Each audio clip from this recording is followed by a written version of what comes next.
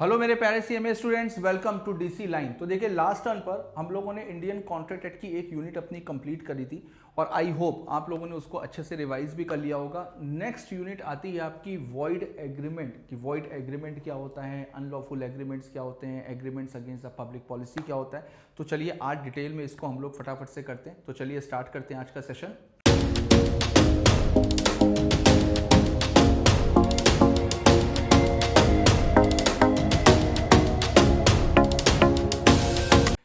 सबसे पहले तो यहां पर यह बताया गया है कि ऐसे कौन कौन से एग्रीमेंट्स हैं जिनको लॉ ने स्पेसिफिकली वॉइड किया हुआ है। ऐसे कौन कौन से एग्रीमेंट्स हैं जो पब्लिक पॉलिसी के अगेंस्ट में होते हैं, और ऐसे कौन कौन से एग्रीमेंट्स होते हैं, कौन कौन सी ऐसी सिचुएशंस होती हैं जहां पर ऑब्जेक्ट को और कंसीडरेशन को अनलॉफुल डिक्लेयर किया हुआ है। तो बेटा ये चीज हम लोगों ने नेचर ऑफ कॉन्ट्रैक्ट में ही पढ़ा था। इलीगल और वॉइड में फर्क होता है, तो ये चीज समझनी बहुत जरूरी है कि कहां पर एग्रीमेंट केवल वॉइड होगा, कहां पर एग्रीमेंट वॉइड तो होगा ही होगा लेकिन साथ में लॉ के अगेंस्ट में माना जाएगा, यानी कि वहां पर पनिशमेंट भी हो सकती है। और वहां पर वर्ड्स यूज करना ये समझना बहुत जरूरी है कि कहां पर हम इलीगल वर्ड यूज करेंगे, कहां पर हम वॉइड वर्ड यूज करेंगे। तो इसको इस वाले चैप्टर में यही कंफ्यूजन मेन होता है अक्सर बच्चों की कि कहां पर वॉइड होगा, कहां पर इलीगल होगा, है ना। तो चलिए देखते हैं एक बार। तो सबसे पहले सेक्शन 23 की बात करते हैं।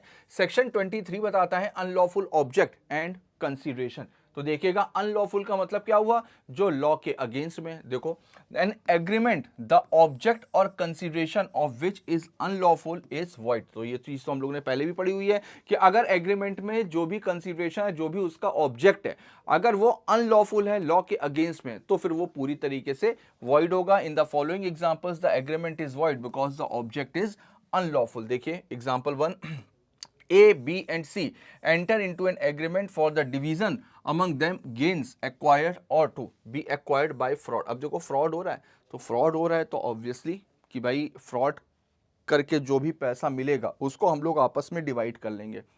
फ्रॉड है, पूरी तरीके से गलत है, तो यहां पर ये जो एग्रीमेंट हो रहा है ये पूरी तरीके से अनलॉफुल माना जाएगा। क्यों? क्योंकि acquisition of gain by fraud is unlawful. दूसरा देखो, A promises to be, A promises to be to abandon a prosecution which he had instituted against B for robbery, and B promises in lieu thereof to restore the value of the property robbed।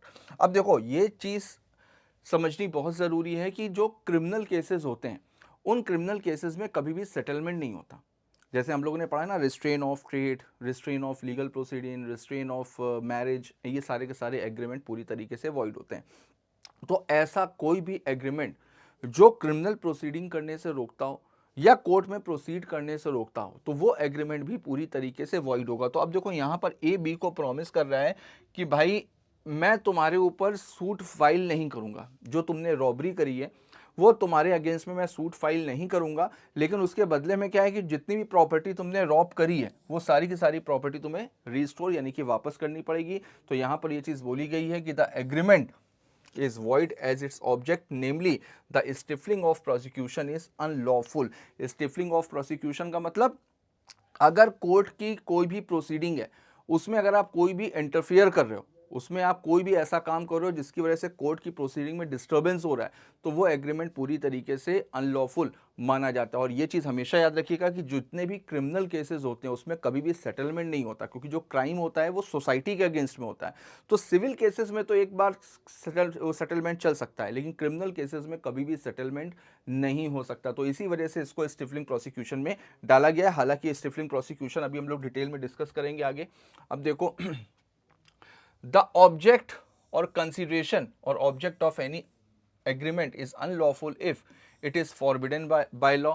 तो अब कब कब ऐसा होगा कि जब consideration और object को अनलॉफुल माना जाएगा? तो सबसे पहले it is forbidden by law, यानी कि अगर लॉ में ही किसी चीज को फॉरबिड किया गया है यानी कि मना किया गया है, तो फिर वहां पर उसके बावजूद अगर आप वो एग्रीमेंट कर रहे हो तो वो 100% अनलॉफुल माना जाएगा। देखिए, if the object or consideration of N agreement is doing of an act forbidden bye the law, the agreement is void। An act or undertaking is forbidden by law when it is punishable by the criminal law of the country or when it is prohibited by a special legislation derived from the legislature। बिल्कुल, अगर criminal law में कोई भी काम जो कि punishable है और उसको करने से मना किया गया है, और उसके बावजूद उस काम को करने के लिए अगर हम कोई भी एग्रीमेंट करते हैं या किसी भी स्पेशल लेजिस्लेशन, कोई भी स्पेशल लॉ है, स्पेशल लॉ का मतलब जैसे सेबी हो गया, फेमा हो गया, आरबीआई एक्ट हो गया, तो ऐसे अगर कोई भी स्पेशल लॉ है उसमें भी अगर किसी काम को करने से प्रोहिबिट किया गया है, प्रोहिबिट का मतलब मना करना, रोका गया, आप वो काम नहीं कर सकते,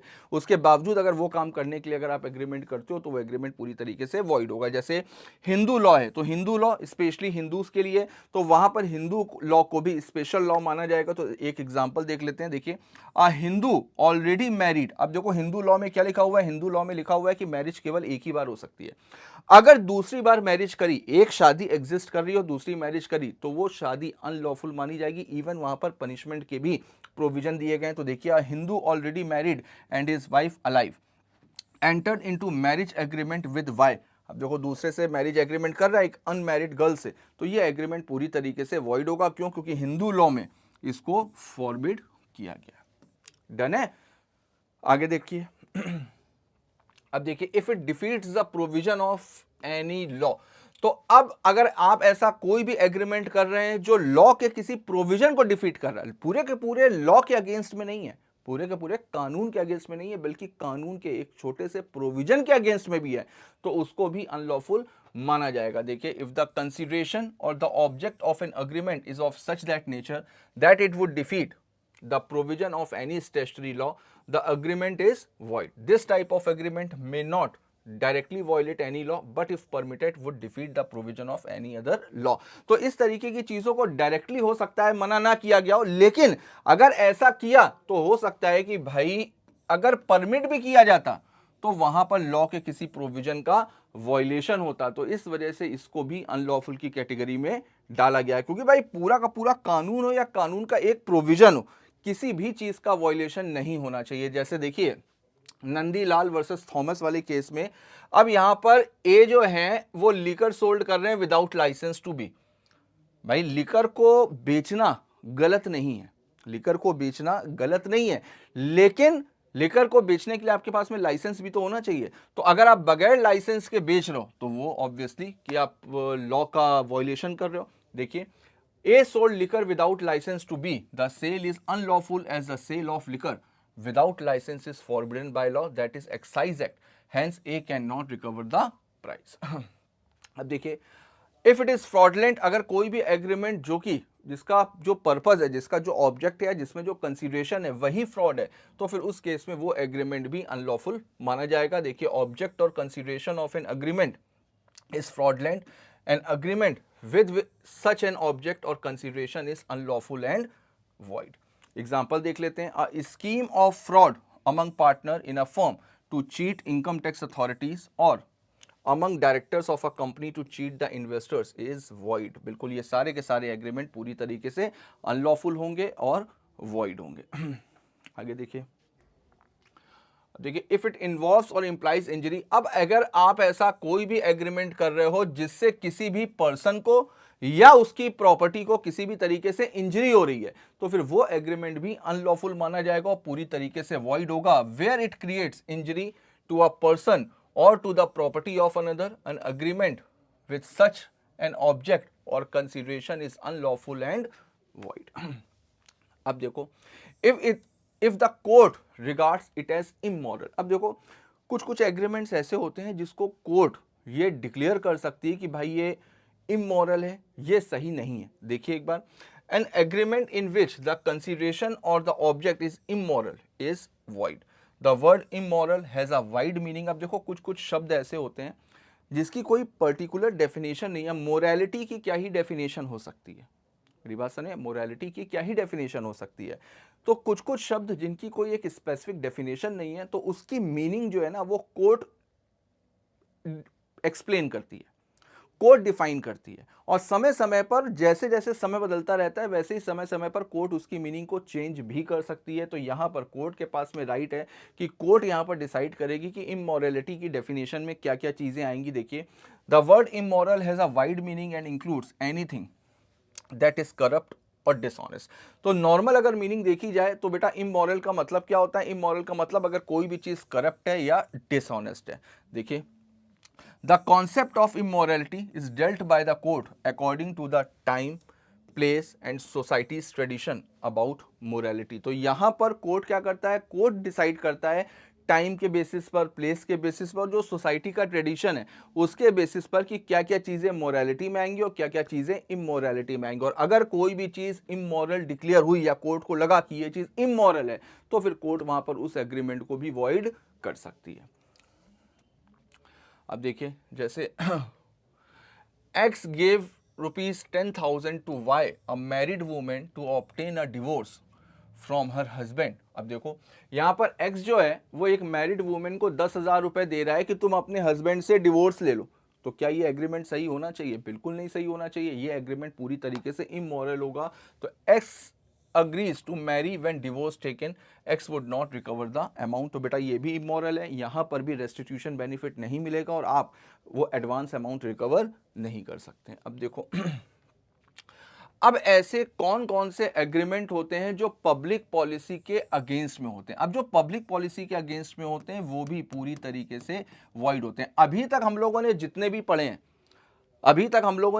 पढ़े हैं वो सारे के सारे पार्ट हैं अनलॉफुल ऑब्जेक्ट और अनलॉफुल कंसीडरेशन के। And agreement oppose to public policy, it is also part of unlawful object और अनलॉफुल कंसीडरेशन। लेकिन ये जो बाद में अभी हम लोग पढ़ने वाले हैं ये सारे पार्ट हैं आपके पब्लिक पॉलिसी के अगेंस्ट में। अगर एग्जाम में क्वेश्चन पूछा जाए अनलॉफुल एग्रीमेंट, अनलॉफुल ऑब्जेक्ट, तो आप सारे पॉइंट्स लिखोगे। अगर केवल पब्लिक पॉलिसी वाला पूछा जाए तो केवल अब हम लोग जो आगे पढ़ेंगे केवल वो पॉइंट्स मेंशन करोगे। तो इस चीज का ध्यान रखना। अब देखिए ऐसे कौन कौन से एग्रीमेंट हैं जो पब्लिक पॉलिसी के अगेंस्ट में है और अनलॉफुल है। देखो सबसे पहले agreement of trading with enemy. अगर आप एलियन एनिमी के साथ में कोई भी ट्रेडिंग करते हो तो इसका मतलब आप हमारे दुश्मन देश को फायदा पहुंचा रहे हो। और भाई दुश्मन देश को फायदा पहुंचा रहे हो तो ये ऑब्वियसली कि पब्लिक पॉलिसी के अगेंस्ट में होगा। और पब्लिक पॉलिसी की भी कोई डेफिनेशन नहीं होती है, ऐसा कोई भी एग्रीमेंट जो सोसाइटी के लिए गलत हो, है ना। और इसकी जो मीनिंग है उसको भी इंटरप्रिटेट करता है कोर्ट। कोर्ट डिफाइन करता है कि क्या क्या चीजें पब्लिक पॉलिसी में होनी चाहिए और क्या क्या चीजें पब्लिक पॉलिसी में नहीं होंगी। तो देखिए an agreement made with an alien enemy in time of war is illegal on the ground of public policy. This is based upon one of the two reasons, either that the further performance of the agreement could involve commercial intercourse with the enemy, or that the continued existence of agreement would confer upon the enemy and immediate or future benefit। Obviously कि अब देखो दो reason है यहाँ पर। पहला reason तो ये कि भाई जब दूसरे देश के साथ में वॉर चल रही है तो आपको उसके साथ में कोई भी बिजनेस या कोई भी ट्रांजैक्शन करने का राइट नहीं बनता है, पूरी तरीके से इलीगल है। दूसरी चीज, अगर आप हमारे दुश्मन के साथ में कोई भी ट्रांजैक्शन करोगे, कोई भी कॉन्ट्रैक्ट करोगे तो इसका मतलब कहीं ना कहीं आप उसको बेनिफिट पहुंचाना चाह रहे हो ना कहीं उसको आप फाइनेंशियली स्ट्रांग कर रहे हो। तो इस वजह से मना किया जाता है। देखिए contracts which are entered into with the intention of the parties can or cannot be carried out by postponing performance till the end of hostilities। बिल्कुल। अब देखिए ये चीज़ मैंने आपको शायद बताई थी जब हम लोग डिसक्वालीफाइड बाय लॉ पढ़ रहे थे। तो वहाँ पर मैंने बताया था कि जो एलियन एनिमी होते हैं उनके साथ में जो कॉन्ट्रैक्ट होता है उसमें दो सिचुएशन होती हैं। एक तो अग्रीमेंट बिफोर द वॉर और एग्रीमेंट ड्यूरिंग द वॉर। अगर ड्यूरिंग द वॉर है तो वो वॉइड अब इनिशियो होगा, लेकिन अगर बिफोर द वॉर है यानी वॉर से पहले अग्रीमेंट हो चुका था तो वहां पर क्या होगा कि जब वॉर होगी तो वो एग्रीमेंट को सस्पेंड कर दिया जाएगा, ठीक। और जब वॉर खत्म हो जाएगी उसके बाद दोनों पार्टीज की इंटेंशन के ऊपर डिपेंड करता है कि अगर वो लोग चाहें तो फिर उसको कंटिन्यू कर सकती हैं। सेम वही चीज है जो मैंने आपको बताई थी। आगे देखिए agreement to commit a crime. Agreement to commit a crime का मतलब ऐसा कोई भी एग्रीमेंट जो क्राइम को कमिट करने के लिए किया गया हो। तो भाई ये भी तो इंडियन पीनल कोड में पनिशेबल है कि ऐसा कोई भी एग्रीमेंट जो क्राइम को कमिट करने के लिए किया गया है तो उसको भी पब्लिक पॉलिसी के अगेंस्ट में माना जाएगा।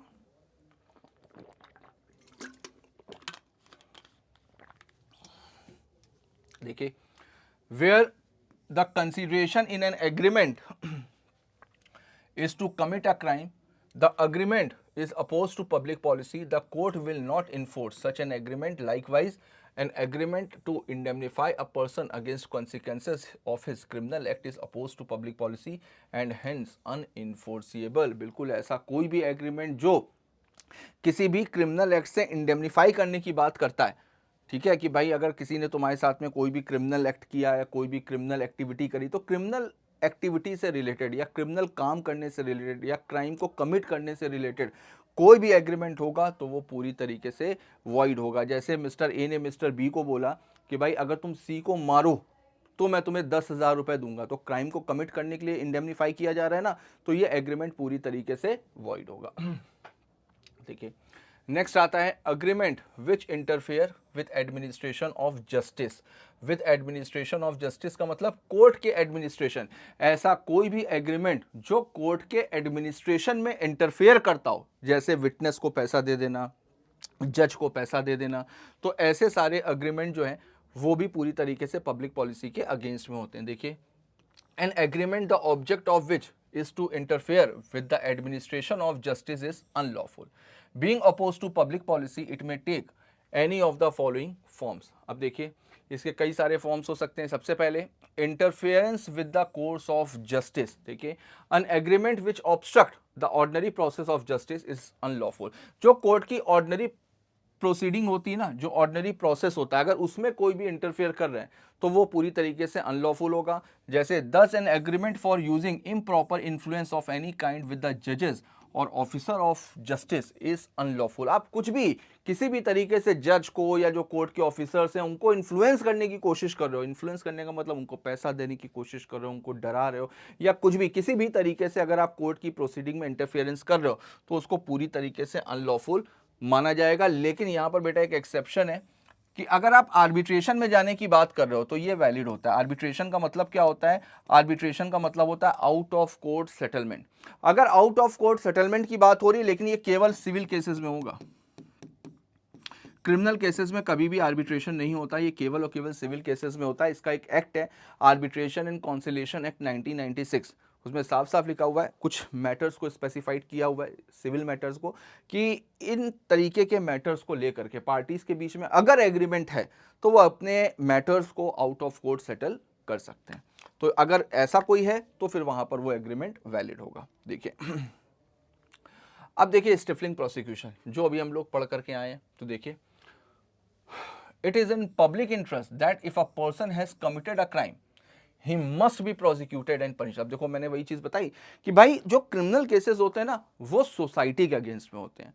अगर किसी ने कोई भी क्राइम किया हुआ है तो उसमें किसी भी तरीके का कोई भी सेटलमेंट नहीं कर सकते। अगर किसी ने क्राइम किया है तो उसको जेल जाना पड़ेगा, उसके अगेंस्ट में प्रोसीडिंग होगी। क्यों? उसके पीछे लॉजिक है। देखो अगर जैसे मान लो कि किसी आदमी ने मर्डर किया, ठीक, अब जिसका उसने मर्डर किया उसके घर वालों के साथ में उसने कॉम्प्रोमाइज कर लिया कि भाई ठीक है मैंने मारा, तुम 2 करोड़ रुपए ले लो और कोई केस मत करो। उन्होंने 2 करोड़ रुपए ले लिए। अब जिसने मर्डर किया है उसकी हिम्मत बढ़ गई ना, इसका मतलब हम 2 करोड़ रुपए दे करके हम किसी को भी जान से मार सकते हैं क्या? जान की वैल्यू केवल 2 ही करोड़ रुपए है। कल को हो सकता है वो 2 मर्डर और कर दे, उनको भी पैसे दे, तब तो वो आदमी हमारी पूरी पूरी सोसाइटी के लिए खतरा है ना। अगर क्राइम हुआ है और जिसने क्राइम किया है वो पूरी सोसाइटी के अगेंस्ट में खतरा होता है। इसी वजह से जितने भी क्रिमिनल केसेस होते हैं ना उसमें कभी भी पार्टी का नाम बेटा नहीं आता, उसमें आता है वर्सेस स्टेट। यानी भाई ये सीधे के सीधे गवर्नमेंट के अगेंस्ट में केस है, ये आदमी सोसाइटी के ही अगेंस्ट में गलत है, इस आदमी को सजा मिलनी ही मिलनी चाहिए। तो अगर किसी भी पर्सन ने क्राइम किया है तो he must be prosecuted and punished. उसके अगेंस्ट में प्रोसीडिंग भी होनी चाहिए और पनिशमेंट भी होनी चाहिए।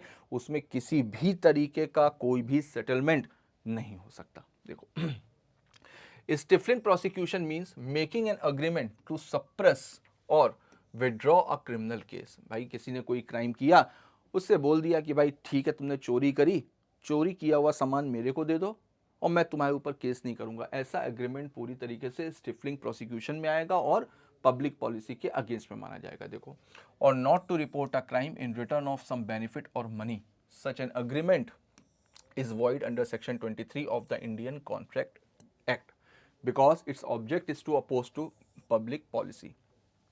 The law does not allow private individual to prevent the course of justice of their personal gain। बिल्कुल भाई जो कोर्ट का काम है, अगर कोई क्राइम हुआ है सोसाइटी के अगेंस्ट में तो कोई भी आदमी अपने पर्सनल बेनिफिट के लिए उसको रोक थोड़ी ना सकता है।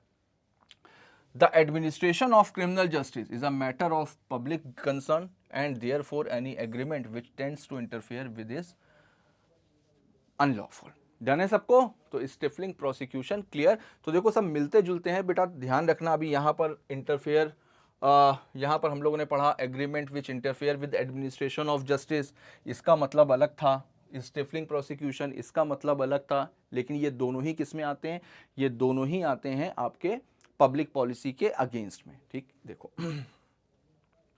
अब देखो एक केस लॉ है। An accused person entered into compromise with the complainant, complainant का मतलब जिसने कंप्लेंट करी है, to withdraw a criminal case of the cheating। अब देखो चीटिंग है तो चीटिंग क्या है? चीटिंग एक क्राइम है, चीटिंग एक क्राइम है। तो जो एक्यूज पर्सन था उसने कॉम्प्रोमाइज किया, जिसने कंप्लेंट करी थी उसके साथ में, कि भाई जो चीटिंग का केस है वो विड्रॉ कर लो, उसके बदले में पैसे दे देंगे। लेकिन it was held the agreement was void as it interfered with the course of justice. Done है सबको? तो बस आपको ये याद रखना है, क्रिमिनल केसेस में कभी भी किसी भी तरीके का कॉम्प्रोमाइज नहीं हो सकता। किसी ने क्राइम किया है तो उसको पनिशमेंट मिलनी चाहिए। देखो इंपॉर्टेंट पॉइंट्स देख लेते हैं। Agreement for compounding civil wrong, compounding का मतलब बेटा कॉम्प्रोमाइज, तो सिविल रॉन्ग में कॉम्प्रोमाइज वैलिड होता है। ठीक है, ये चीज मैंने आपको बताई अभी। Settlement between parties for recovery of debt, agreement for compounding criminal offences are void, criminal offences में वॉइड होता है because they prevent punishment of a crime and harm public interest. मैंने बताया सोसाइटी के अगेंस्ट में गलत है, तो इस वजह से पूरी तरीके से वॉइड होगा। हाँ, ओनली कोर्ट अप्रूव्ड कंप्रोमाइज इन कंपाउंडेबल ऑफेंस। जो आपका सिविल प्रोसीजर कोड है, सिविल प्रोसीजर कोड में एक कंपाउंडेबल ऑफेंस की लिस्ट बनी हुई है कि इन क्राइम में कॉम्प्रोमाइज हो सकता है, उसके अलावा किसी भी क्राइम में कॉम्प्रोमाइज नहीं हो सकता। जितने लिस्ट में क्राइम दिए हुए हैं केवल उसी में ही कॉम्प्रोमाइज हो सकता है, वो भी आपको कोर्ट से अप्रूवल लेना पड़ेगा।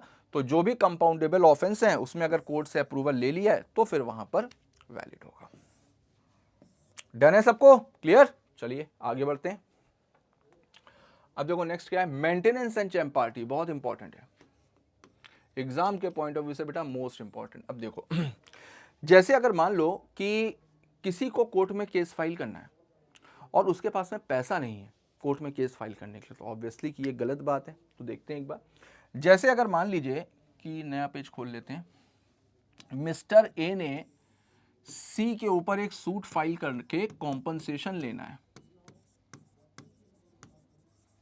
डैमेजेस इनसे लेने हैं 10 लाख रुपए के, और पक्की बात है कि ये जीत जाएंगे, पक्की बात है कि मिस्टर ए केस जीत जाएंगे। अगर ये करेंगे केस तो पक्की बात है कि केस जीत जाएंगे, लेकिन इनके पास में पैसा ही नहीं है तो केस फाइल करेंगे कहां से? अब इनका एक दोस्त आया बी, बी ने ए से बोला कि भाई यार तुम क्यों नहीं केस फाइल कर रहे हो सी के ऊपर, क्या दिक्कत है? 10 लाख रुपए का तुम्हारा नुकसान हुआ है, तुम्हें कॉम्पनसेशन लेना है। तो ए ने बोला कि यार केस फाइल करने के लिए कोर्ट की फीस जमा करनी पड़ती है, वकील को हायर करना पड़ते हैं, तमाम तरीके के खर्चे होते हैं, हम क्या करें, हम केस फाइल ही नहीं कर पा रहे हैं। तो बी ने बोला कोई दिक्कत वाली बात नहीं, केस फाइल करने में कितना खर्चा आएगा? इन्होंने बोला 1 लाख रुपए का। बी ने ए को बोला कि भाई चल एक काम कर, मैं तेरे को 1 लाख रुपए देता हूँ, मैं तेरे को 1 लाख रुपए देता हूँ, तुझे जितना भी कॉम्पनसेशन मिले, तुझे जितना भी कॉम्पनसेशन मिले उसका 50% मुझको वापस कर देना। 1 लाख रुपए प्लस 50% ऑफ कॉम्पनसेशन।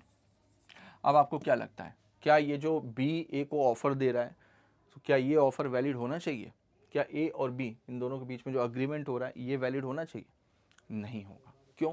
क्योंकि बेटा इनको नुकसान हुआ है, उसी का तो कॉम्पनसेशन मिल रहा है, और ये यहाँ पर ए की हेल्प कर रहे हैं। लेकिन ए की हेल्प ये क्यों कर रहे हैं, उसके पीछे की इंटेंशन क्या है? उसके पीछे की इंटेंशन ये है ताकि इनको भी प्रॉफिट हो जाए। सामने वाले के कॉम्पनसेशन को आप शेयर कर रहे हो, वो अपने आप में गलत है।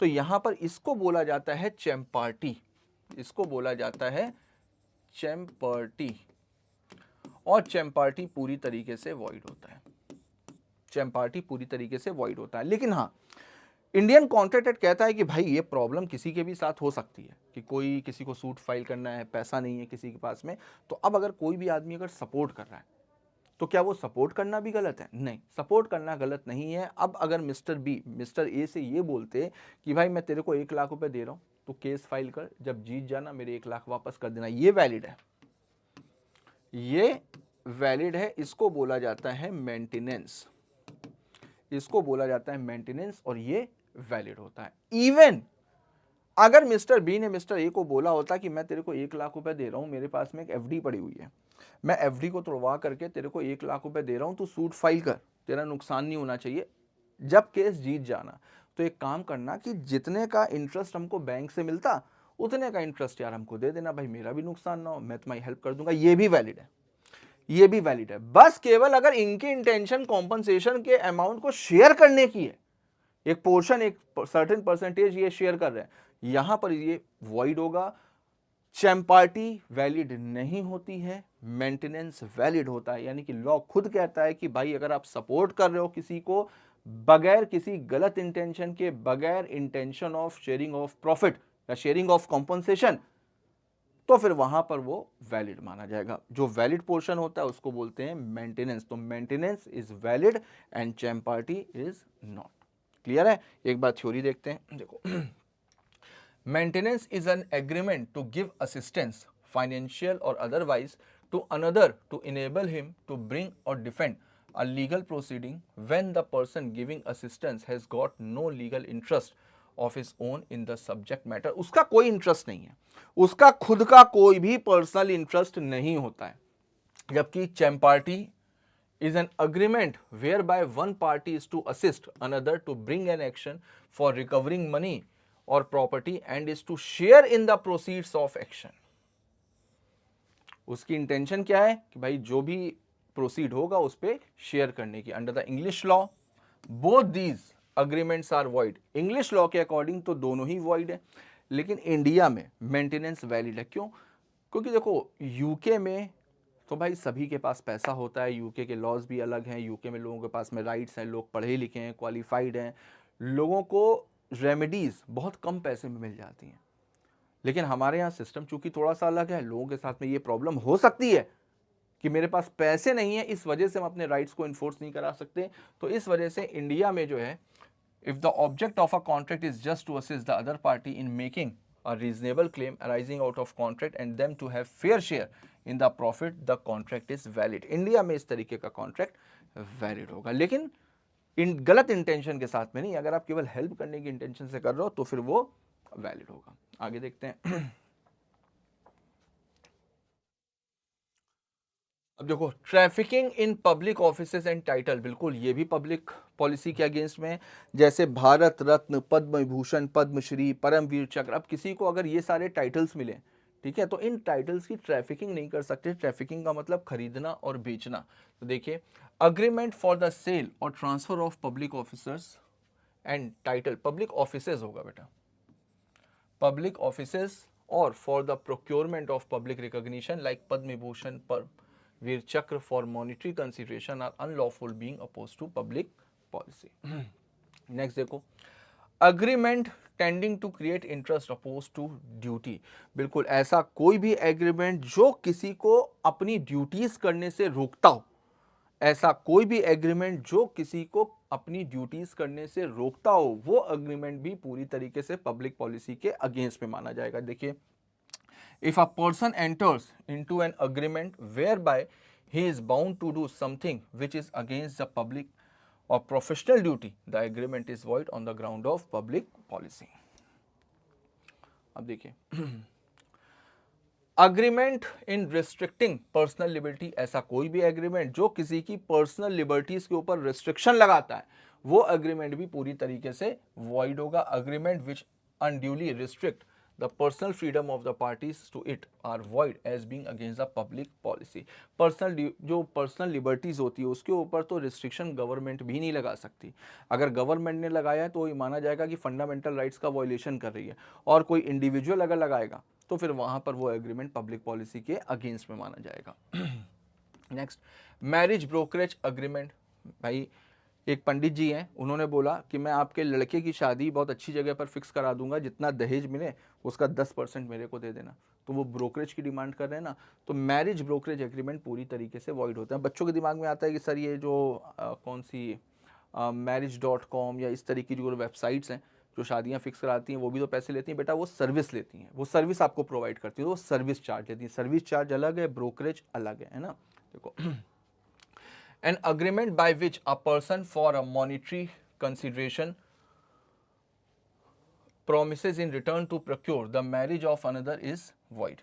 Being opposed to public policy, similarly, an agreement to pay money to the parent or guardian of a minor in consideration of his or consenting to the give minor in marriage is void. Being opposed to public policy. आगे देखिए agreement to defrauded creditor और revenue authorities, अपने creditors को बेवकूफ बनाने के लिए या गवर्नमेंट अथॉरिटीज को, रेवेन्यू अथॉरिटीज को बेवकूफ बनाने के लिए कोई भी एग्रीमेंट हो रहा है तो वो एग्रीमेंट भी पूरी तरीके से वॉइड होगा। जैसे मिस्टर ए को अपने क्रेडिटर्स को पैसा देना है, इनके पास में पैसा है नहीं, इनके पास में एक प्रॉपर्टी है, ठीक। अब ए को डर लग रहा है कि यार क्रेडिटर्स को पैसा नहीं मिला तो ये प्रॉपर्टी बेच करके पैसा मेरा ले लेंगे। ए ने क्या किया, बी के साथ में एग्रीमेंट किया और ये प्रॉपर्टी बी के नाम पे ट्रांसफर कर दी। तो अब ए ये जो एग्रीमेंट कर रहे हैं प्रॉपर्टी को बेचने का, इनका पर्पस क्या है, क्रेडिटर्स को बेवकूफ बनाना। तो बेटा ये एग्रीमेंट भी वॉइड होगा। देखो an agreement the object of which is to defraud the creditors or the revenue authorities is not enforceable being opposed to public policy. आसान आसान से टॉपिक है, बस ज़्यादा है ये आपको याद रखना पड़ेगा, ठीक है। तो यहाँ पर बेटा हम लोगों ने पढ़ा कि ऐसे कौन कौन से एग्रीमेंट्स होते हैं जो पब्लिक पॉलिसी के अगेंस्ट में अनलॉफुल हैं। इसके बाद का टॉपिक आपका आता है कि ऐसे कौन कौन से एग्रीमेंट हैं जिनको एक्सप्रेसली वॉइड डिक्लेयर किया गया इंडियन कॉन्ट्रैक्ट एक्ट में। तो देखिए आज के टॉपिक में हम लोगों ने दो चीज़ें कवर अप करी, ये दो चीज़ें अच्छे से रिवाइज करिएगा। नेक्स्ट टर्न पर इसको हम लोग डिस्कस करेंगे कि ऐसे कौन कौन से एग्रीमेंट हैं जिसको लॉ ने वॉइड डिक्लेयर किया हुआ, और नेक्स्ट टर्न पे इस वाले चैप्टर को हम लोग कंप्लीट भी करेंगे। तो लास्ट टर्न पर हम लोगों ने वॉइड एग्रीमेंट वाला पोर्शन स्टार्ट किया था अपना, और वॉइड एग्रीमेंट में हम लोगों ने देखा था कि कौन कौन से एग्रीमेंट्स हैं जो अनलॉफुल हैं, जो पब्लिक पॉलिसी के अगेंस्ट में। तो नेक्स्ट टॉपिक है कि कुछ ऐसे एग्रीमेंट हैं जिनको लॉ ने ही स्पेसिफिकली डिक्लेयर किया हुआ है कि अगर ये सारे एग्रीमेंट किए तो ये वॉइड होंगे। तो चलिए स्टार्ट करते हैं आज का सेशन। तो देखिए ऐसे कौन कौन से एग्रीमेंट्स हैं जिनको लॉ ने एक्सप्रेसली वॉइड डिक्लेयर किया हुआ है। ये वॉइड है बेटा, ध्यान रखना, ये इलीगल नहीं है, ठीक है। तो यहां पर जितने भी अभी हम लोग एग्रीमेंट पढ़ने वाले हैं ये सारे के सारे वॉइड कहलाएंगे, ना कि इलीगल, यानी कि पनिशमेंट नहीं होगी। हालांकि इसके एग्जांपल्स हम लोग पहले भी डिस्कस कर चुके हैं, देखते हैं। देखिए certain agreements have been expressly declared void by the contract act. These are void ab initio and do not give rise to any legal consequences। तो ये सारे के सारे एग्रीमेंट्स void ab initio होंगे और इसके कोई भी लीगल consequences नहीं होंगे। जैसे सबसे पहले आता है सेक्शन 26। सेक्शन 26 क्या बताता है, agreement in restrain of marriage. Agreement in restrain of marriage यानी ऐसा कोई भी एग्रीमेंट जो किसी को मैरिज करने से रोकता है, ऐसा कोई भी एग्रीमेंट जो किसी को मैरिज करने से रोकता है वो पूरी तरीके से void होगा, एक्सेप्ट माइनर। भाई माइनर की मैरिज तो वैसे भी वॉइड होगी, है ना। देखिए every agreement in restrain of marriage of any person other than minor is void. This is because the law regards marriage and married status as the right of every individual. तो बिल्कुल ये fundamental right है, बिल्कुल अगर marriage, अगर as है तो as के बाद में ये फंडामेंटल राइट है कि हर कोई इंडिविजुअल मैरिज कर सकता है, और यहां पर उसकी मैरिज को रोकने के लिए अगर कोई भी एग्रीमेंट हुआ तो वो पूरी तरीके से वॉइड होगा। इसके बाद में सेक्शन 27 आता है। सेक्शन 27 इंपॉर्टेंट, इसको मार्क कर लीजिए। Agreement in restrain of trade. देखो जिस तरीके से मैरिज का राइट होता है उसी तरीके से बिजनेस का भी राइट होता है, और ये अधिकार हमको कॉन्स्टिट्यूशन ऑफ इंडिया देता है। कॉन्स्टिट्यूशन में फ्रीडम्स दी गई हैं, उसमें freedom for trade and profession, यानी कि अगर आप इंडियन सिटीजन हो तो आपके पास में पूरा राइट है, पूरी फ्रीडम है, आप जो चाहे वो बिजनेस कर सकते हो। हालांकि कुछ एक्सेप्शंस होते हैं, हर एक चीज के एक्सेप्शन होते हैं। तो उसी तरीके से अगर गवर्नमेंट ने कोई रिस्ट्रिक्शन लगाई हो तो उन रिस्ट्रिक्शन को फॉलो करने के बाद में आप कोई भी प्रोफेशन को ऑप्ट कर सकते हो, कोई भी बिजनेस कर सकते हो। तो ऐसा कोई भी एग्रीमेंट जो किसी को बिजनेस करने से रोकता है, ऐसा कोई भी एग्रीमेंट जो किसी को बिजनेस करने से, ट्रेड करने से, किसी प्रोफेशन को ऑप्ट करने से रोकता है, वो एग्रीमेंट भी अपने आप में पूरी तरीके से वॉइड होगा। लेकिन इसके भी कुछ एक्सेप्शन है, तो देखते हैं एक बार पहले provision. An agreement which interferes with the liberty of a person. तो बेटा ये जैसे मैंने बताया ना कि कॉन्स्टिट्यूशन में फ्रीडम है, तो बेसिकली ये हर एक पर्सन की लिबर्टी होती है to engage himself in any lawful trade, profession or vocation is called an agreement in restrain of trade. अब देखिए इस रूल के कुछ एक्सेप्शंस हैं। The following are the exceptions to the rule that an agreement in restrain of trade. तो exception का मतलब क्या हुआ? एक्सेप्शन का मतलब हुआ कुछ जगह पर कुछ ऐसी सिचुएशंस हैं जहां पर कोई भी आदमी किसी को बिजनेस करने से, काम करने से रोक सकता है, और उन सारे एक्सेप्शंस में अगर किसी को काम करने से रोका गया है तो वहां पर वो एग्रीमेंट वैलिड होगा। तो एक बार देखते हैं। देखिए सबसे पहले सेल ऑफ गुडविल, ऑब्वियसली ये आपने शायद पार्टनरशिप में भी पढ़ा होगा। Sale of goodwill, sale of goodwill का मतलब अगर सेलर ने अपनी गुडविल को किसी को बेचा है तो बायर ने गुडविल खरीदने के लिए पैसे दिए होंगे, तो वहां पर बायर सेलर के ऊपर रिस्ट्रिक्शन लगा सकता है बिजनेस करने की। तो देखते हैं a seller of goodwill of a business may be restrained from carrying on a similar business with in specified local limits. बेटा ये बहुत इंपॉर्टेंट है, एक लाइन है, इसी से ही केस लॉ आ सकता है। लोकल लिमिट्स यानी कहां तक वो काम नहीं कर सकता, ये स्पेसिफाइड 100% होना चाहिए, और अगर ये स्पेसिफाइड नहीं है तो फिर उस केस में वो एग्रीमेंट वॉइड होगा, फिर वहां पर रिस्ट्रिक्शन वैलिड नहीं होगी। देखिए so long as the buyer or any person deriving title to the goodwill from him carries on a like business provided that such limits appear to the court reasonable regard being had to the nature of the business. Exception to section 27। बिल्कुल अगर मान लीजिए कि जो भी buyer है वो seller के ऊपर रिस्ट्रिक्शन लगा सकता है कि एक स्पेसिफाइड लोकल लिमिट तक, एक स्पेसिफाइड लोकल टाइम तक आप सेम बिजनेस नहीं कर सकते हो। तो यहां पर जो स्पेसिफाइड लोकल लिमिट या स्पेसिफाइड टाइम है, बस कोर्ट का इतना कहना है कि वो रीजनेबल होना चाहिए, अनरीजनेबल नहीं होना चाहिए। और अगर वो रीजनेबल है तो फिर वहां पर बायर सेलर के ऊपर रिस्ट्रिक्शन लगा सकता है कि भाई आप सेम टेरिटरी में सेम बिजनेस कुछ स्पेसिफाइड टाइम तक नहीं करोगे। आगे देखिए पार्टनर्स एग्रीमेंट। बिल्कुल जो पार्टनरशिप डीड होती है उसमें ज्यादातर केसेस में सेम क्लॉज होता है कि भाई अगर आप पार्टनरशिप फर्म को ज्वाइन कर रहे हो तो उस केस में जब तक आप पार्टनरशिप फर्म में हो तो आप सेम बिजनेस नहीं कर सकते हो, कोई भी अपनी फर्म के साथ में कंपटीशन नहीं कर सकता है। देखिए a partner shall not carry on any business other than that of the firm while he is a partner. और आउटगोइंग पार्टनर के ऊपर भी रिस्ट्रिक्शन लगाई जा सकती है। An outgoing partner may agree with his partner not to carry on business similar to that of the firm within the specified period और within specified local limit। तो बेटा यहां पर भी ये चीज आती है कि लोकल लिमिट कहां तक, किस एरिया तक। यहां पर लोकल लिमिट का मतलब जो जियोग्राफिकल एरिया है वो मेंशन होना चाहिए कि यहां तक आप ये काम नहीं कर सकते हो, और इतने समय तक, टाइम पीरियड भी मेंशन होना चाहिए, इतने समय तक आप सेम काम नहीं कर सकते हो। नेक्स्ट देखिए partners may upon or any anticipation of the dissolution of the firm make an agreement that some or all of them will not carry on business similar to that of the firm within a specified period or within specified local limit। तो बिल्कुल अगर कोई भी partner है, firm बंद हो रही है, फर्म डिसॉल्व हो रही है, तो वो लोग आपस में बिल्कुल एग्रीमेंट कर सकते हैं कि उनमें से कुछ लोग या सारे के सारे एक स्पेसिफाइड लोकल लिमिट और एक स्पेसिफाइड टाइम तक सेम बिजनेस नहीं करेंगे।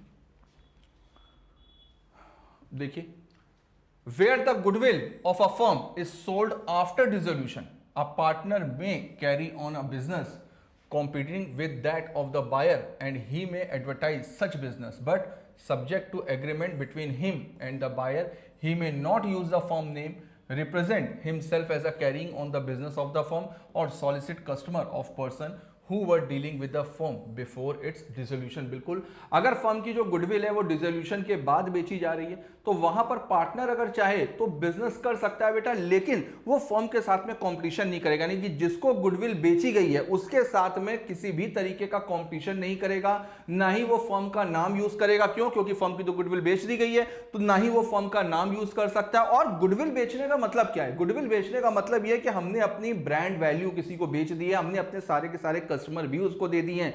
इवन जो पुराने वाले हमारे कस्टमर थे अब वो बायर के पास में चले गए, तो उन कस्टमर्स को हम किसी भी तरीके से सॉलिसिट नहीं करेंगे। देखिए any partner may upon the sale of goodwill of a firm make an agreement with a buyer that such partner will not carry on business similar to that of the firm within a specified period or within a specified local limit of the Indian Partnership Act। तो इसको हम लोग partnership act में detail में पढ़ेंगे, लेकिन यहां पर जो बायर ऑफ गुडविल है वो पार्टनर्स के ऊपर रिस्ट्रिक्शन लगा सकता है, सारे पार्टनर्स के ऊपर भी लगा सकता है, कुछ पार्टनर्स के ऊपर भी लगा सकता है। उसके लिए एक अग्रीमेंट होगा, उसके लिए एक अग्रीमेंट होगा, और उस अग्रीमेंट में स्पेसिफाइड लोकल लिमिट और पीरियड स्पेसिफाइड होगा, और इस एरिया में इतने समय तक वो पार्टनर सेम बिजनेस नहीं कर सकते। लेकिन यहां पर देखो हर जगह पर मे वर्ड यूज हुआ है, तो मे का मतलब हो भी सकता है और नहीं भी हो सकता है, लेकिन हां बायर के पास में पूरा राइट होता है कि बायर अगर चाहे तो रिस्ट्रिक्शन लगा सकता है।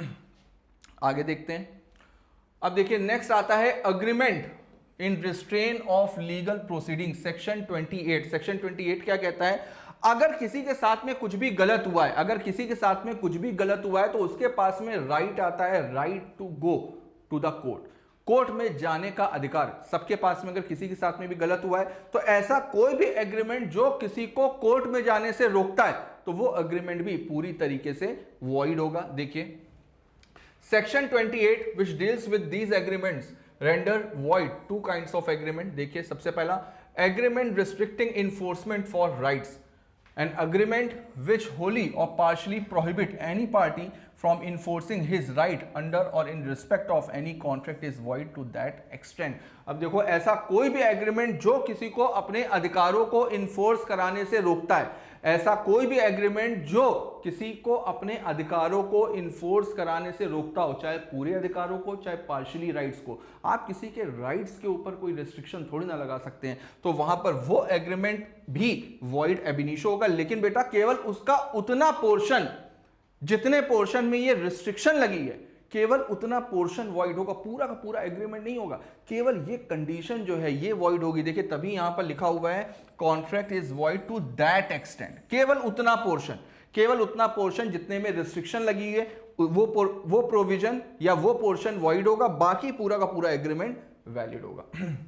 आगे देखिए agreement curtailing period of limitation. अब लिमिटेशन एक्ट में टाइम पीरियड दिया हुआ है, मैंने आपको बताया, तो अगर जो भी लिमिटेशन एक्ट में टाइम पीरियड दिया हुआ है आप उसको रिड्यूस नहीं कर सकते हो। जैसे for example lending and borrowing के केस में 3 साल का समय, यानी अगर किसी को अपने पैसों की रिकवरी के लिए कोर्ट में सूट फाइल करना है तो उसके पास में 3 साल का समय होता है कि 3 साल के अंदर वो कोर्ट में सूट फाइल कर सकता है। अब बाई चांस मान लीजिए कि वो 3 साल निकल गए तो उसके बाद में ये अधिकार चला जाता है। अब यहां पर क्या बोल रहा है? अब मान लीजिए कि लिमिटेशन एक्ट कह रहा है 3 साल, हमने किसी के साथ में एग्रीमेंट किया कि भाई हम दोनों को अगर एक दूसरे के ऊपर सूट फाइल करना होगा तो हम केवल 2 साल के अंदर कर सकते हैं, 2 साल के बाद में हमारा ये अधिकार खत्म हो जाएगा, हम किसी के ऊपर भी सूट फाइल नहीं करेंगे, तो ये एग्रीमेंट वॉइड होगा। क्यों? क्योंकि लिमिटेशन एक्ट में कितना दिया हुआ है?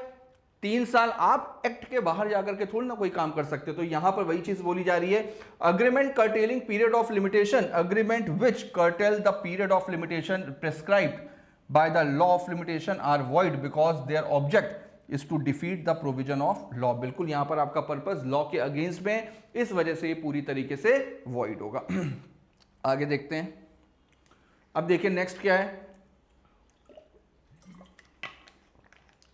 एग्रीमेंट हमेशा सर्टेन होना चाहिए। ये भी चीज हम लोग पहले पढ़ चुके हैं।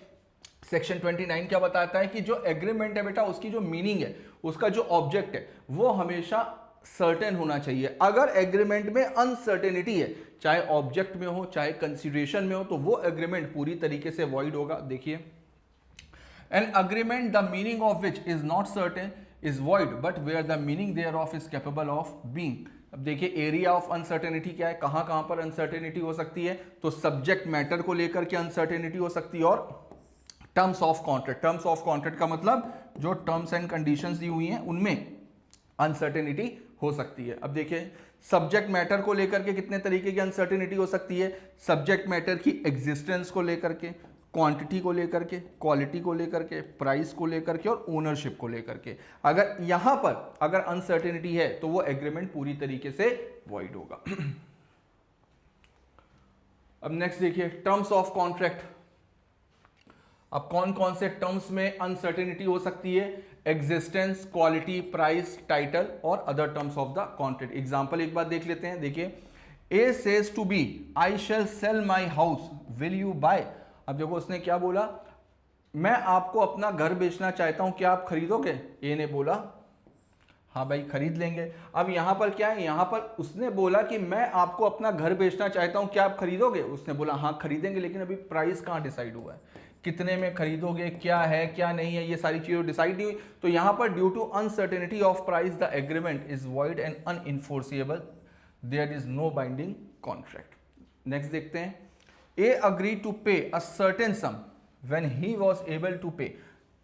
अब देखो यहां पर वो क्या बोल रहा है कि ठीक है भाई मैं तुम्हें कुछ पैसे दे दूंगा जब मेरे पास में पैसे होंगे, कब होंगे, कितने देंगे, ये सारी चीजों में अनसर्टेनिटी है। तो देखिए यहां पर the agreement was void for uncertainty, ठीक है, जब होंगे। अब सुनने में हम लोग जब आपस में बातचीत करते हैं ना, तो ये वर्ड यूज कर लेते हैं कि भाई किसी दोस्त ने पैसे मांगे, किसी को पैसे देने, हमने बोल दिया यार जब होंगे तब ले लेना। लेकिन यहां पर जब होंगे तब ले लेना, कब होंगे, तो यहां पर टाइम स्पेसिफाइड नहीं ना। हर एक चीज, छोटी से छोटी चीज हमेशा सर्टेन होनी चाहिए, स्पेसिफिक होनी चाहिए, ताकि अगर कोई भी पर्सन उस एग्रीमेंट को पढ़े या सुने तो उसको समझ में आए कि दोनों पार्टीज क्या चाह रही थी, दोनों पार्टीज के बीच में क्या क्या चीजें डिसाइडेड थी। तो इस वजह से अनसर्टेनिटी में कभी भी चीजें वैलिड नहीं होती हैं। तीसरा देखते हैं, अब D agrees to sell his white horse for ₹5,000 और 10,000। भाई मैं तुम्हें 5,000 या 10,000 में बेच दूंगा, या मैं 5,000 से 10,000 रुपए के बीच में जो भी अमाउंट होगा वो डिसाइड कर लेंगे, उस पर मैं बेच दूंगा। तो यहां पर भी ये एग्रीमेंट पूरी तरीके से वॉइड होगा, यहां पर प्राइस की अनसर्टेनिटी है इस वजह से, है ना। आगे देखते हैं, अब देखो नेक्स्ट आता है वेजरिंग एग्रीमेंट। वेजरिंग एग्रीमेंट को भी इंडियन कॉन्ट्रैक्ट एक्ट वॉइड बोलता है। अब समझो वेजरिंग का मतलब क्या होता है। वेजरिंग का मतलब होता है बेटिंग करना, शर्त लगाना, ठीक। तो ऐसा कोई भी एग्रीमेंट जो बेटिंग के लिए हो या शर्त लगाने का कोई भी एग्रीमेंट हो, वो पूरी तरीके से वॉइड होगा। अब वेजरिंग एग्रीमेंट और कॉन्टीजेंट कॉन्ट्रैक्ट, अभी आप कॉन्टीजेंट कॉन्ट्रैक्ट पढ़ोगे, उसमें और वेजरिंग में अक्सर बच्चों को तकलीफ होती है। बच्चों को लगता है कि यार ये तो सिमिलर है, लेकिन दोनों में फर्क होता है। तो देखते हैं एक बार, ठीक है। A wager is an agreement by which money is payable by one person to another on the happening or non-happening of future uncertain event। तो बेटा ये फ्यूचर के अनसर्टेन इवेंट की हैपनिंग और नॉन हैपनिंग के ऊपर डिपेंड करता है। जब हम लोग शर्त लगाते हैं तो फ्यूचर के इवेंट के ऊपर शर्त लगाते हैं ना, जो बेटिंग होती है वो फ्यूचर के अनसर्टेन इवेंट के ऊपर होती है। तो वहां पर पैसे देने का प्रॉमिस हो रहा है। कब प्रॉमिस हो रहा है? जब फ्यूचर के अनसर्टेन इवेंट में कोई भी चीज होगी या नहीं होगी। देखिए, the essence of gaming and wagering is that one party is to win and the other to lose. अब देखो वेजरिंग एग्रीमेंट में हमेशा ये बात याद रखिएगा, जब कॉन्टीजेंट कॉन्ट्रैक्ट पढ़ोगे ना तो कंफ्यूजन होगा, लेकिन आप ये बात याद रखना, वेजरिंग एग्रीमेंट में 100% एक पार्टी जीतेगी और एक पार्टी हारेगी। कभी ऐसा नहीं होगा कि ना किसी को फायदा ना किसी को नुकसान, जबकि कॉन्टीजेंट में हो सकता है, कॉन्टीजेंट में हो सकता है कि ना तो किसी को फायदा हुआ ना किसी को नुकसान, लेकिन यहां पर एक पार्टी हमेशा जीतती है और एक पार्टी हमेशा हारती है। देखो,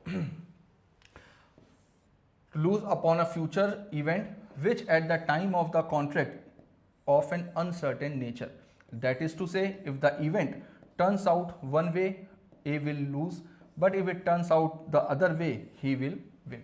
तो इवेंट की हैपनिंग और नॉन हैपनिंग के ऊपर डिपेंड करता है भाई, या तो ए जीतेगा, अगर इवेंट ऐसा हो गया जैसा वो चाह रहा था तो वो जीत जाएगा, जो नहीं चाह रहा था वो हुआ तो फिर वो हार जाएगा। नहीं, एक पार्टी हमेशा जीतेगी और एक पार्टी हमेशा हारेगी। अब देखिए एसेंशियल्स क्या क्या होते हैं वेजरिंग एग्रीमेंट के। सबसे पहले तो प्रॉमिस होता है। किस चीज का प्रॉमिस होता है? पैसे देने का या पैसे के इक्विवेलेंट, कुछ भी हो सकता है, पैसा या पैसे के इक्विवेलेंट कुछ भी हो सकता है। The wagering agreement must contain a promise to pay money or money's worth.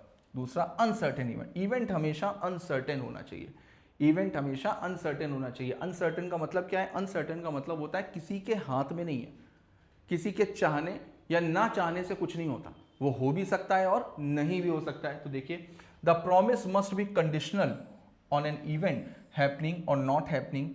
A wager generally contemplates a future event but it may also relate to a past event. अब देखो, जो भी हम लोग शर्त लगाते हैं तो वो फ्यूचर के अनसर्टेन इवेंट के ऊपर ही तो लगाते हैं भाई। किसी भी पार्टी को नहीं पता क्या होगा, तभी तो दो लोग आपस में शर्त लगा रहे हैं। अगर एक पार्टी को पता है कि भाई हमको पता है कि ये होने वाला है, तब हम उसके ऊपर शर्त लगा रहे हैं, तो उसको थोड़ी ना बोलेंगे।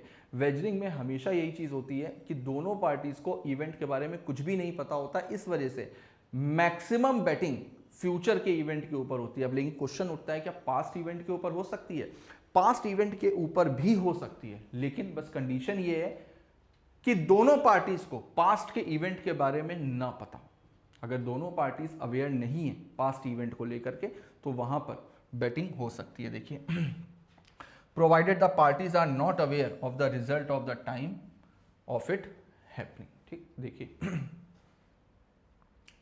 अब each party must stand to win or lose, भाई दोनों पार्टीज में एक पार्टी जीतेगी और एक पार्टी हारेगी। Upon the determination of the contemplated event each party should stand to win or lose. An agreement is not wager if either of the parties may win but can not lose और may lose but can not win.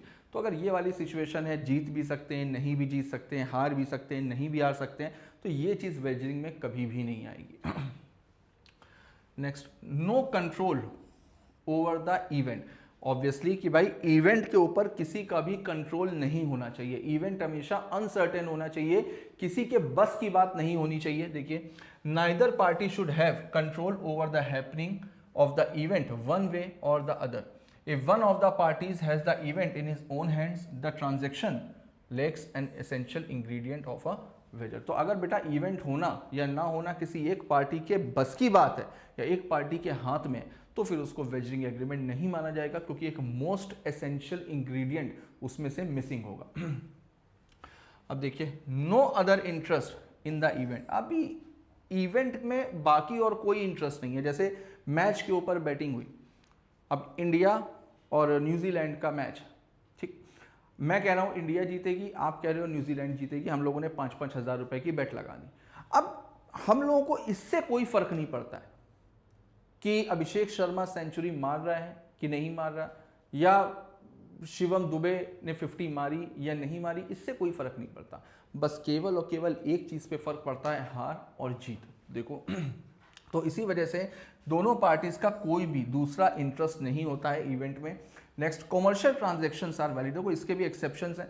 जो commercial transactions होते हैं, जैसे share market हो गया, commodity exchange हो गया, ये सारे के सारे वैलिड होते हैं।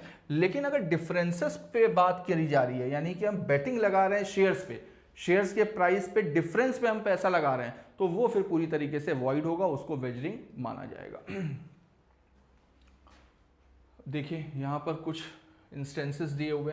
तो सबसे पहले, agreement to settle the difference between the contract price and market price of certain goods or shares on a particular day. जैसा कि मैंने आपको बताया कि शेयर्स में पैसा लगाना गलत नहीं है, शेयर्स वेजरिंग नहीं है, शेयर्स कॉमर्शियल ट्रांजेक्शन्स होते हैं। शेयर का ट्रांजेक्शन पूरी तरीके से वैलिड होगा, चाहे वो डिलीवरी बेसिस पे हो, चाहे वो इंट्राडे पे हो।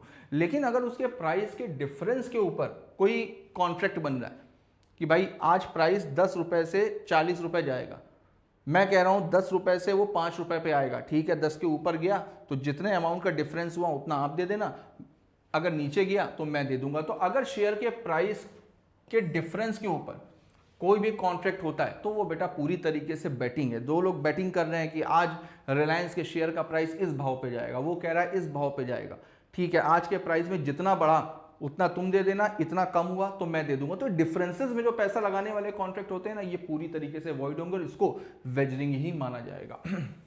देखिए, अ lottery is a wagering agreement. अब जो लॉटरी होती है वो पूरी तरीके से वेजरिंग एग्रीमेंट होती है। लेकिन देखो एक चीज ये समझने वाली है कि ये स्टेट गवर्नमेंट के ऊपर डिपेंड करता है, स्टेट गवर्नमेंट के ऊपर डिपेंड करता है कि स्टेट गवर्नमेंट अपने यहां पर किस किस चीज को वेजरिंग डिक्लेयर करती है, किस किस चीज को इलीगल डिक्लेयर करती है। जैसे कसीनो है, अब गोवा में कसीनो वैलिड है, लेकिन अगर कोई दिल्ली में कसीनो खोल ले तो जेल हो जाएगी, इलीगल है। तो अलग अलग ये स्टेट गवर्नमेंट के ऊपर डिपेंड करता है। लेकिन लॉटरी को लेकर के ये बोला गया है कि लॉटरी को भी कुछ स्टेट गवर्नमेंट वैलिड करती हैं, कुछ स्टेट गवर्नमेंट ने उसको इलीगल किया हुआ है, कुछ ने उसको वेजरिंग माना है यानी कि वॉइड माना है। तो ये स्टेट गवर्नमेंट के ऊपर डिपेंड करता है। लेकिन इंडियन पीनल कोड में लॉटरी को पूरी तरीके से वेजरिंग माना गया है। तो देखिए एक बार, therefore an agreement to buy and sale lottery ticket is a wagering agreement.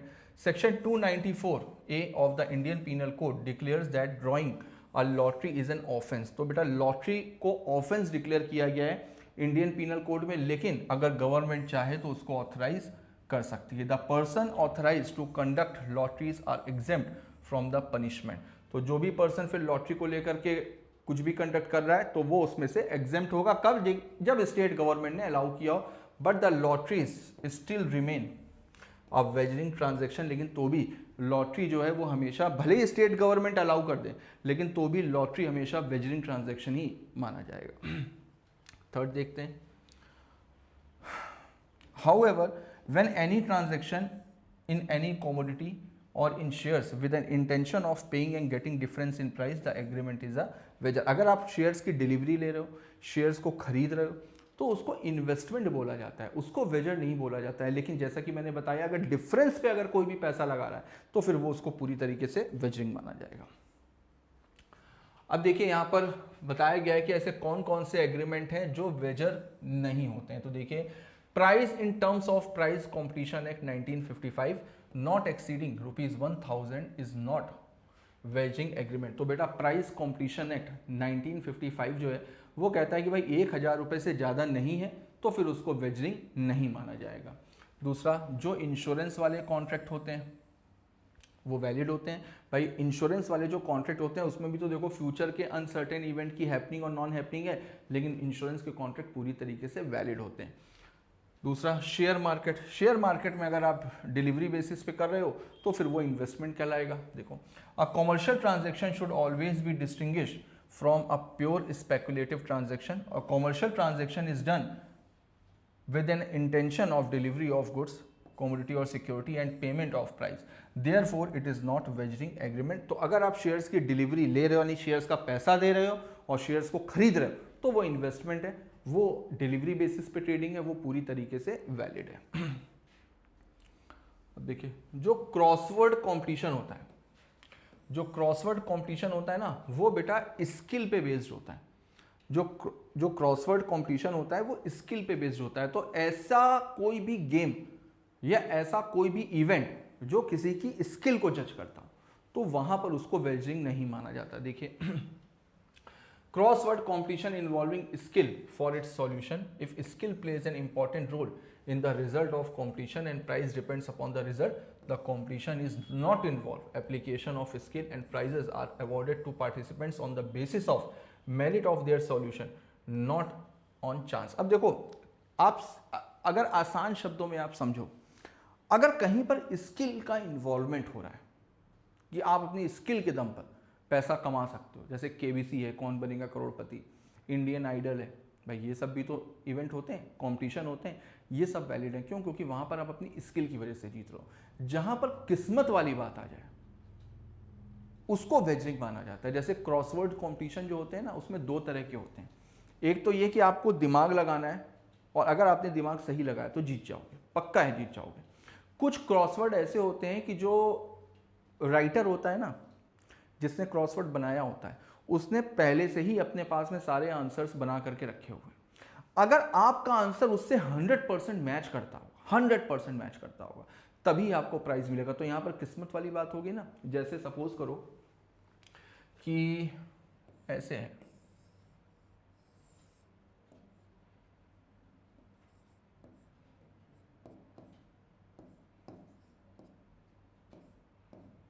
अब देखो यहां पर गैप है OHAN, ठीक।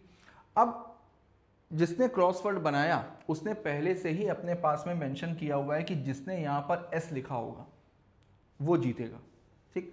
अब आपने M लगा दिया, मोहन, ये भी तो सही है भाई, नाम लिखना था, मोहन हो, सोहन हो, रोहन हो, सबकी स्पेलिंग यही है, लेकिन उसने पहले से ही डिसाइड करके रखा था कि जो S लगाएगा उसी को ही हम प्राइज देंगे। तो अब यहां पर किस्मत वाली बात आ गई ना, यहां पर लक वाली बात आ गई, और जहां पर लक वाली बात आ जाती है वहां पर उसको वेजरिंग माना जाता है। तो वही चीज यहां पर दी गई है कि अगर बाई चांस कोई भी कंपटीशन अगर ऐसा है जहां पर किस्मत के भरोसे है तो वो वेजरिंग होगा, जो स्किल के भरोसे वो वैलिड होगा।